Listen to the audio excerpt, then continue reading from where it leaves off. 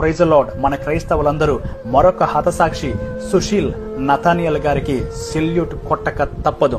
ఎందుకంటే మొన్న ఏప్రిల్ 22న జమ్మూ కాశ్మీర్లోని పహల్గామ్ సమీపంలో బైసారం లోయలో పర్యాటకులపై ఉగ్రవాదులు జరిగించిన కాల్పుల గురించి మనందరికీ తెలిసిందే. దాదాపు 26 మంది తమ ప్రాణాలను కోల్పోయారు. దేశవ్యాప్తంగా ఈ దాడి తీవ్రమైన ఆవేదనను కలిగించింది. చనిపోయిన వారిలో హిందువులు ఉన్నారు, ముస్లిం, క్రిస్టియన్ కూడా ఉన్నారు. చనిపోయిన వారి కుటుంబాలకి ప్రగాఢ సానుభూతిని తెలియజేసుకుంటూ వారి కోసం ప్రార్థన చేస్తున్నాం. అయితే ఈ ఉగ్రవాద దాడిలో చనిపోయిన క్రైస్తవుడైన సుశీల్ నథానియల్ గారి గురించి మనం ప్రత్యేకంగా చెప్పుకోవాలి. ఎందుకంటే ఆ ఉగ్రవాది అతని దగ్గరికి వచ్చి అతను క్రైస్తవుడని తెలుసుకుని, నీవు యేసుక్రీస్తుని విసర్జించి మా మత విశ్వాస వాక్యమును గనక నీ నోటితో ఒప్పుకుంటే నిన్ను వదిలేస్తాము, లేదంటే ఇప్పుడే చంపేస్తామని అతన్ని బెదిరించారంట. అయితే సుశీల్ నథానియల్ గారు తన ప్రాణమైన పోగొట్టుకోవడానికి ఇష్టపడ్డాడు తప్ప యేసుక్రీస్తుని విసర్జించడానికి అతను ఒప్పుకోలేదంట.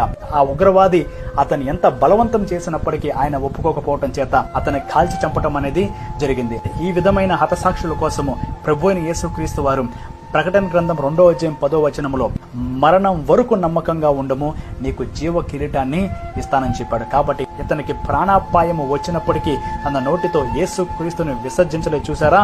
అందుకే మన క్రైస్తవులందరూ ఇతనికి సెల్యూట్ కొట్టక తప్పదు.